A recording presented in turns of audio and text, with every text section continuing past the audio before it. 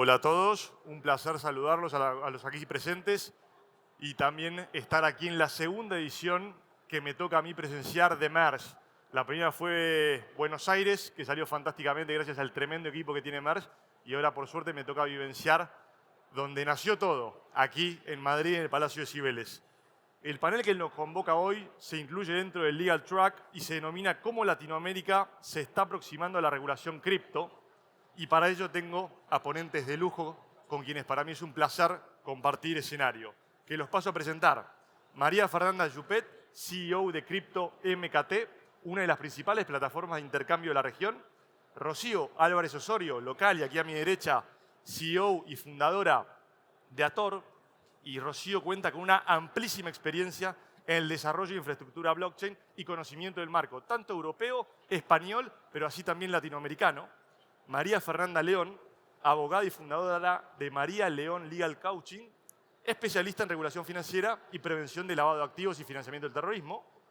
Last but not least, Fabio Sendao, socio fundador de FCM Law, despacho brasileño de referencia especializado en regulación de activos virtuales.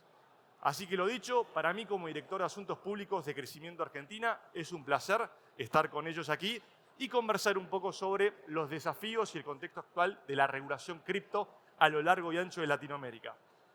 Y para comenzar un poco la conversación, ir entrando en calor y comentar sobre el panorama general de la regulación en la región, le querría preguntar a Fernanda Yupet, desde tu experiencia tan dilatada y de tantos años en el ecosistema, ¿cómo ves esta diferencia regulatoria todavía presente entre las distintas jurisdicciones?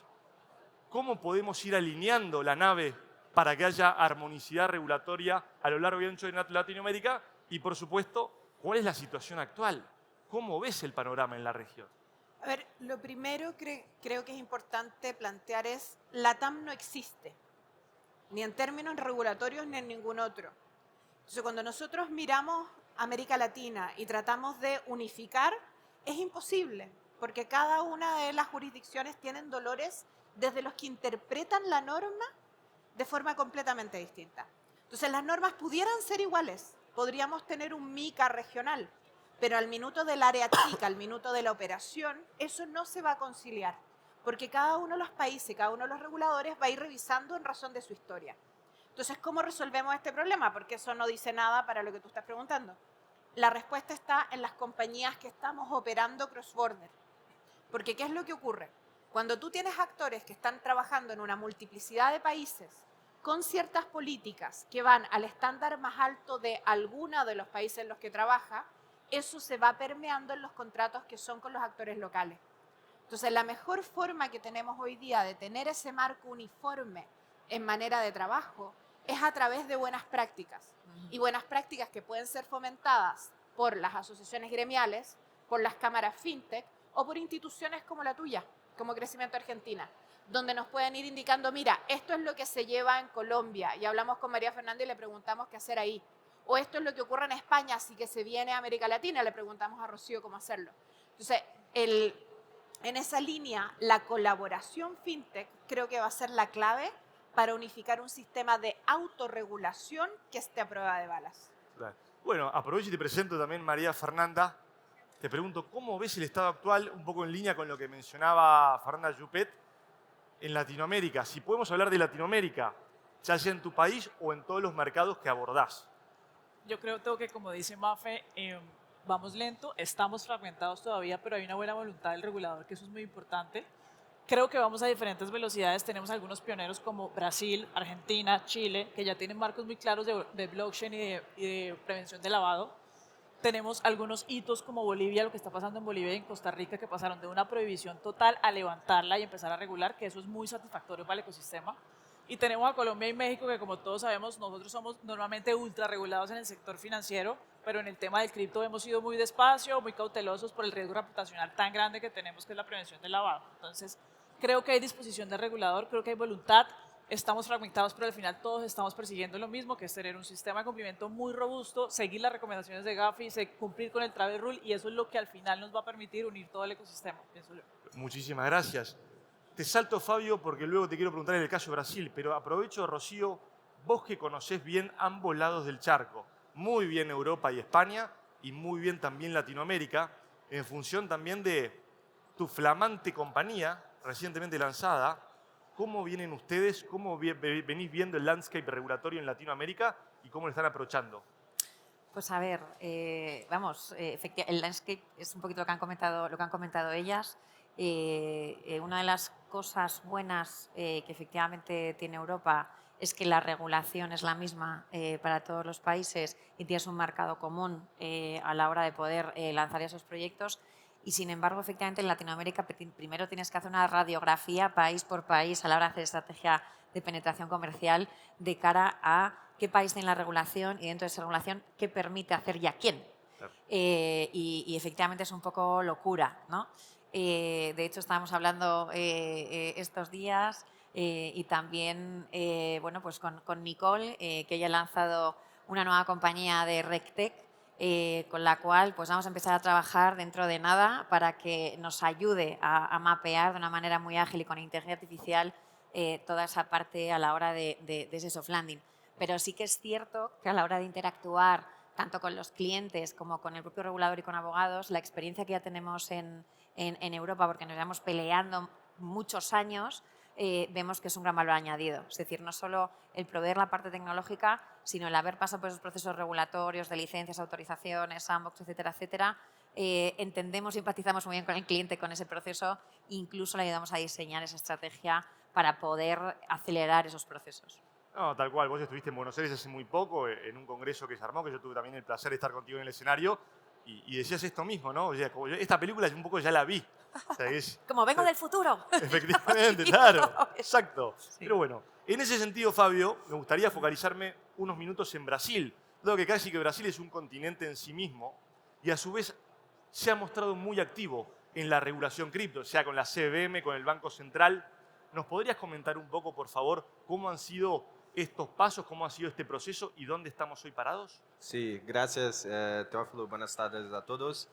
Voy a intentar hablar mi mejor portuñol aquí hoy, pero creo que van a me comprender también. Brasil, tenemos una regulación de la autoridad fiscal de 2019 con la obligación de reportes y después de eso tenemos una ley de 2023 como lo marco de los criptoactivos. Pero não é de fato um marco de criptoativos, não é como o MiCA, uma regulação completa tratando, por exemplo, de stablecoins, DeFi e outros assuntos, pero é mais voltada para os provedores de serviços de ativos virtuais. Então, é uma lei importante, mais principiológica, aberta, delegando a função para o Banco Central criar a regulação. Neste momento, estamos aguardando a regulação do Banco Central acerca de la licença e como vai funcionar os procedimentos para as companhias operarem com criptoativos em Brasil. Creio que a expectativa é, em final deste mês, teremos a regulação. O que considero importante em Brasil foi o processo de diálogo com os players de mercado. Temos 3 consultas públicas do Banco Central e os players participaram, advogados, companhias, startups, puderam compartilhar e colaborar para a construção da norma. E agora estamos esperando pelo texto final, mas sabemos que temos regras acerca da governança, acerca da segregação patrimonial e outras como temos em MiCA e outras regulações. Eso te quería preguntar un poco, porque vos hablabas del vínculo público-privado que ha habido, de la articulación, que creo que es fundamental en cualquier jurisdicción que quiera una regulación moderna pro mercado, pro desarrollo de la industria. Vos decías que los han recibido, han hablado. Yo puedo dar fe que en Argentina nos han recibido la Comisión Nacional de Valores, comandada por Roberto Silva y Sonia Salvatierra, que estaba por aquí, pero también nos han llevado el apunte. Han escuchado de lo que hemos hablado y eso se ve reflejado tanto en la regulación de PSABs como en el régimen de tokenización de activos. ¿En Brasil sienten que han sido escuchados? ¿Han tomado nota de lo que ustedes dicen? Claro, temos processo bem aberto com o Banco Central. Ha se criado como reuniões com os players, que a consulta pública um processo simples e na internet que qualquer pode contribuir com as opiniões. Creio que é algo bem positivo para o processo. Claro que os grandes players têm mais força e claro que a influência não é para todos. Uma das críticas que tenho é os processos e as regulações em esse tipo de mercado não são tão simples para as startups e outros players que estão promovendo inovação. Pero creio que comparado a outros processos e outras legislações, creo que se fue un buen proceso para todos los envolvidos. Sí. No le tenés miedo a la sobreregulación por ahora. ¿Cómo? No hay un temor a la sobreregulación de momento en Brasil. No, no hay temor. Hay una esperanza que la regulación vaya a traer más players, Claro. más inversiones, porque, claro, una vez regulado el mercado es más fácil para las empresas operar. Sí. Okay. Les pregunto esto porque ahora le quiero preguntar a Rocío sobre el estado actual en Unión Europea, en España, pero también a ustedes, por este tema de la sobreregulación, no pasarnos de frenada, no detener la innovación tratando de tenerla controlada, que creo que es uno de los peores escenarios a los que podemos apuntar. En ese sentido, Ro, ¿cómo viene la implementación, si querés, de MiCA en la UE o en España en particular, y cómo se ha desarrollado el ecosistema a partir de estas normas? A ver, es cierto, como venías a decir tú, que la regulación te da un marco seguro para inversores y para los operadores, los consumidores. Pero en España realmente el sector venía muy boyante. Había compañías que muchas de ellas y muchos de nosotros, me incluyo con Token City, pues cuando no había regulación todavía nos autorregulábamos con las mejores prácticas. Que yo creo que lo hacíamos todos. Y es cierto que efectivamente la regulación ha llegado, quizá ha tardado mucho en llegar, hay muchas que no han llegado a eso, o sea, había compañías que aportaban mucho valor y no han llegado a eso, pero va muy lento, o sea, es cierto que la CNMV te escucha, ESMA te escucha, la Comisión Europea y el Banco Central Europeo están ahí, es algo que ven importante, pero la economía tiene que ser dinámica. Y es una cosa, desde mi perspectiva va lento y esa lentitud a veces, pues efectivamente mata proyectos por el camino, ¿no? O sea, Claro. nosotros en Token City llevamos 3 años para una licencia de mercado. Entonces, bueno, pues bajo nuestra experiencia desearía que hubiera sido más rápida, ya no solo por el tema de tener mucha regulación, que yo creo que es una de las cosas que Europa, por gracia o por desgracia, siempre pone encima de la mesa. Yo creo que en Latinoamérica hay muchos países que lo están justo está en momento de desarrollo y en ese aspecto, ese aprendizaje, hay muchos, por ejemplo, Panamá, sí queremos regular, pero no queremos matar la innovación, ¿no? Entonces, Claro. esa perspectiva es maravillosa. ¿Y algún caso puntual que digas desde el caso europeo hacia la convergencia, hacia el caso latinoamericano, que digas, che, este requisito, esta cuestión, este punto en particular, no lo recomiendo para nada? ¿Por qué te pregunto? Para dar un poco de contexto. Todos en nuestras distintas jurisdicciones, ustedes cubren toda Latinoamérica, ¿no?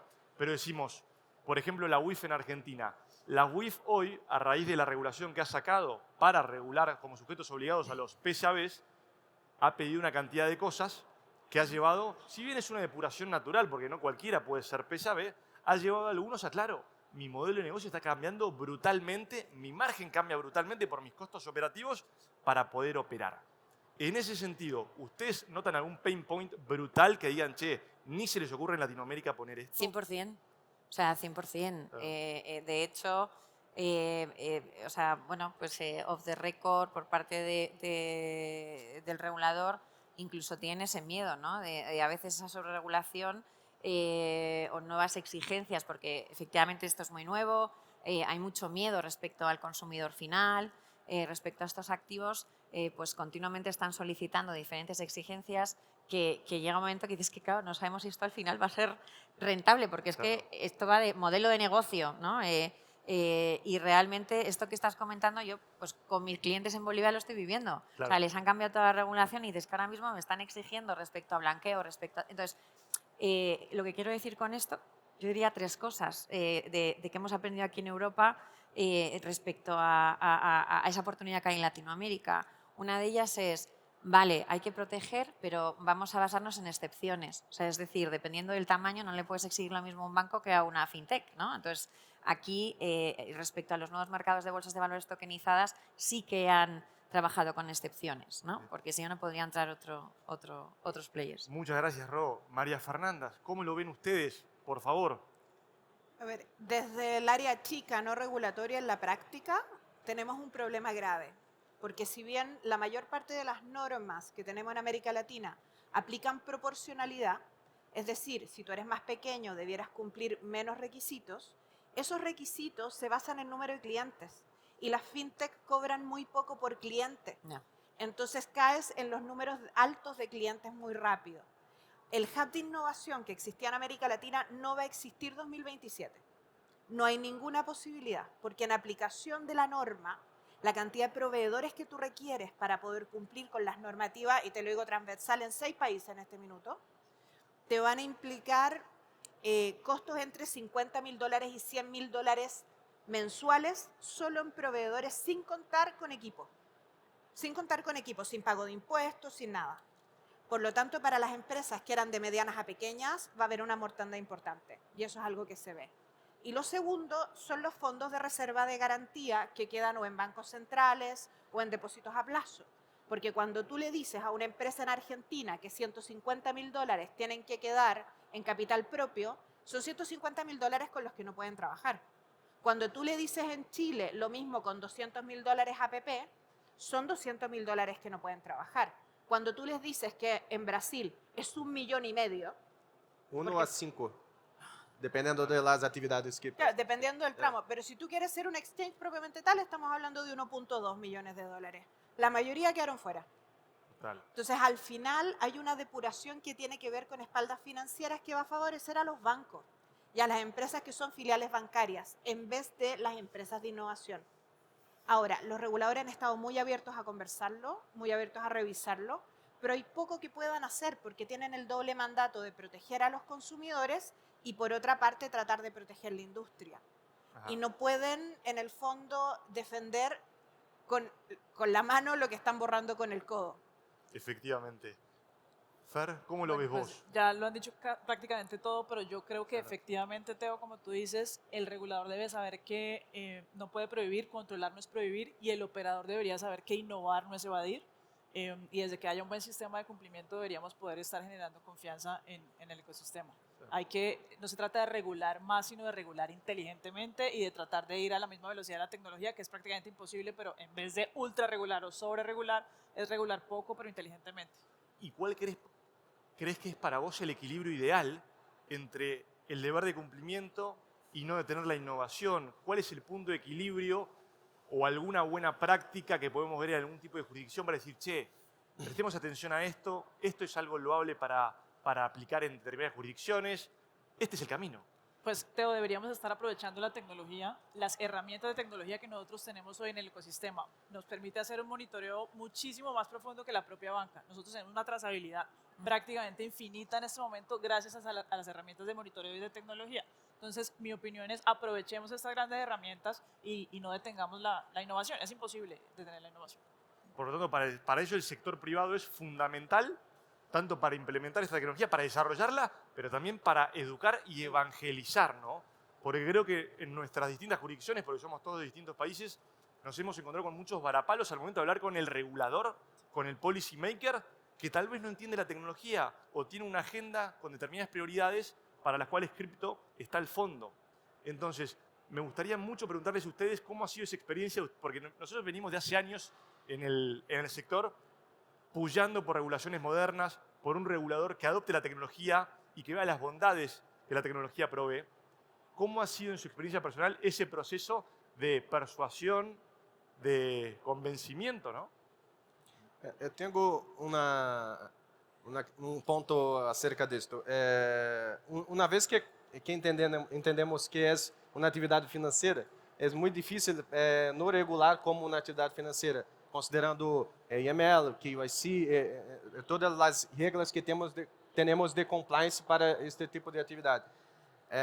Pero creo que estamos perdendo a oportunidade de criar outras formas de facilitar para os pequenos e as startups. Em Brasil, para operar, tener que tener de 1 a 5 millones de reais de patrimônio para começar. Como na startup bootstrapping pode começar a atividade? Claro, quais os riscos para uma startup operar com criptoativos? São altos, mas se poderia criar normas que estabelecessem como parâmetro para operar no início da atividade, tantos usuários pelo valor operado em las transações. Creio que isso não é hecho e, ao mesmo tempo, não temos sandbox suficientes para conseguir promover a inovação para os players como startups. Creio que estamos perdendo a oportunidade de, mais uma vez, em setor que envolve tecnologia, inovação, pero estamos fazendo o mesmo que hacemos para o mercado tradicional e não criando regras novas também, criando as mesmas regras que siempre tivemos. Me encantaría, y ahora voy a volver sobre esta cuestión que mencionábamos, sobre la evangelización y la instrucción, la educación al policymaker y a la sociedad en general. Pero me detengo en algo que mencionaste, sandbox. Tuvimos el caso de Colombia, tuvimos el caso de España. El de España nosotros desde crecimiento y de cara a las conversaciones con CNB lo tomamos como un ejemplo a seguir. También el de UK. ¿Ustedes han tenido experiencia activa en la participación en los distintos sandbox en alguna de estas jurisdicciones? ¿Algunos aprendizajes que puedan mencionar o que vean válido compartir con la audiencia? Sí, sí. Nosotros desde Token City, hemos participado en el Sandbox de cara a ser una de las primeras bolsas de valores reguladas, tokenizadas en Europa. Y es cierto que, vamos, el tema yo creo que lo hablaba con Jaime antes, que está por aquí de Token City, cuando uno llega muy pronto al sector, pues realmente, y la CNMV o de quien depende el Sandbox quizá no tiene esos recursos todavía asignados por parte de la administración pública, pues va un poco, pues hacen lo que pueden, no tienen casi equipos, entonces sí que se crea una idiosincrasia incluso de trabajar como un equipo, porque primero tú tienes que explicarles qué estás haciendo, la tecnología, luego la parte jurídica, luego la parte de instrumento financiero. Hay muchos tomas y dacas, por eso decía, sería maravilloso que fuera más rápido si realmente el regulador tuviera más medios.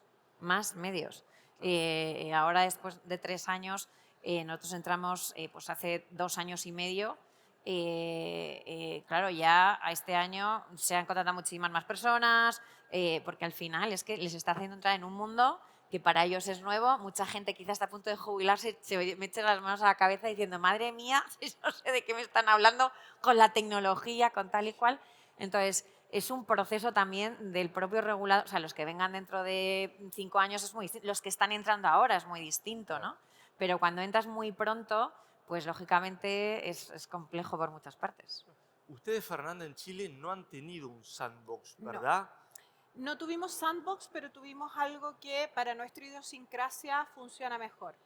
Por primera vez el regulador se abrió a conversar abiertamente en mesas públicas que fueron un debate muy interesante, que eso fue algo muy valorable por parte de la CMF, pero también hicieron algo que nos sorprendió.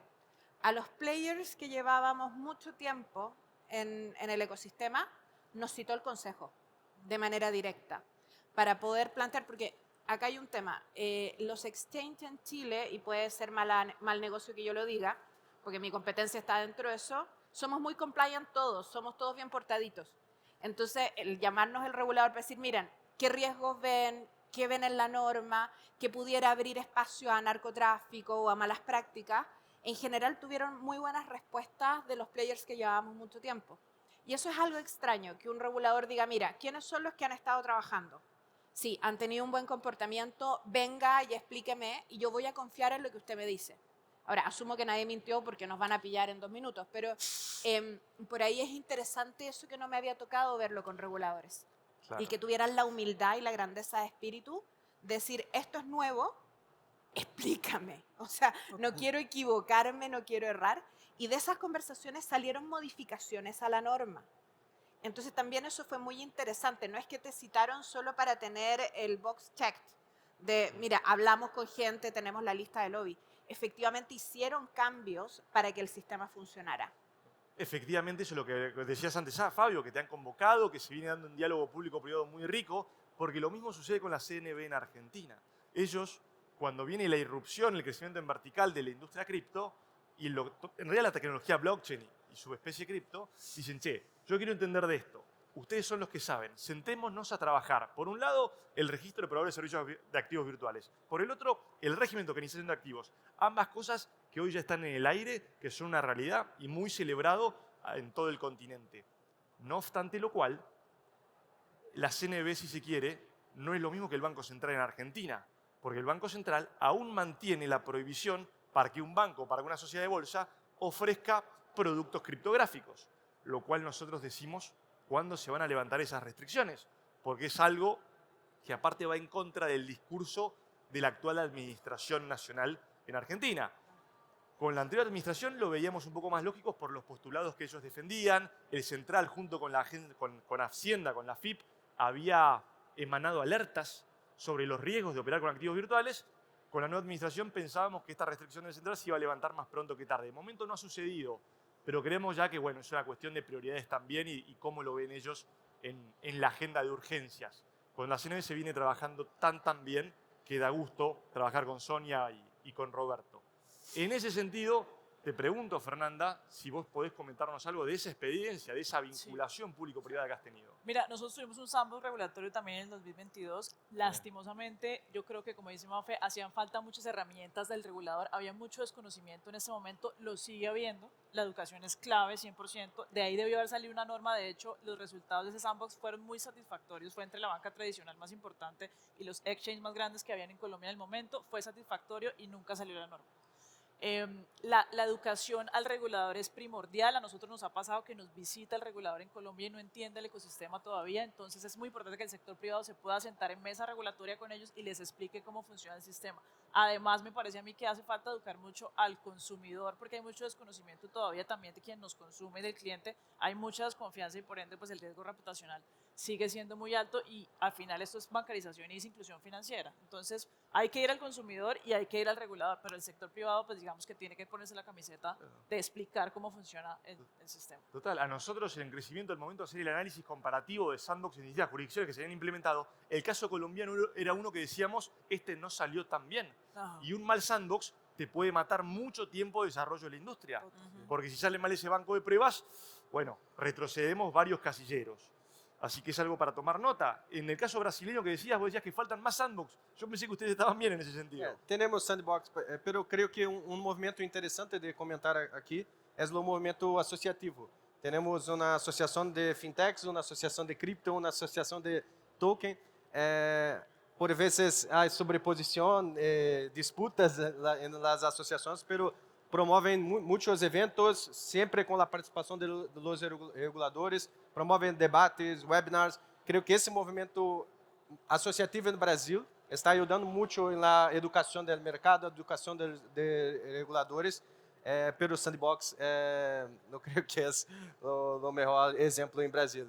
Temos casos, pero muito pouco casos. Creio que Sandbox para funcionar de verdade tem que ser recorrente, tendo regras específicas para uma atuação recorrente. Se eu tenho uma empresa, uma companhia e quero começar a operar, posso fazer o sandbox. Em Brasil, muitas vezes, o sandbox tem período determinado para aplicação e para operação.